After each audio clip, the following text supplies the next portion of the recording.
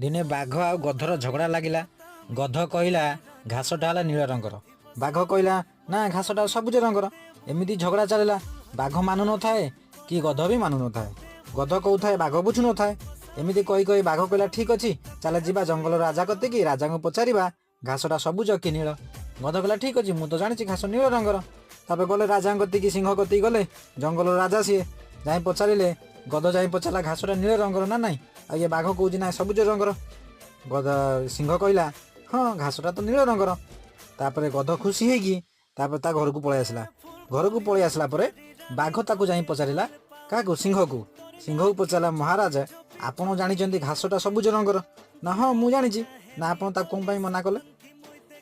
ଆରେ ତାକୁ ମୁଁ ଏଥିପାଇଁ ମନା କଲି, ଯଦି ମୁଁ ନା କହିଥାନ୍ତି ନା ଘାସ ସବୁଜ ରଙ୍ଗର, ସେ ମୋତେ ସେ ଜାଗାକୁ ନେଇଥାନ୍ତା, ଦେଖେଇଥାନ୍ତା ଦେଖ ଏ ଘାସଟା ହେଲା ନୀଳ ରଙ୍ଗର।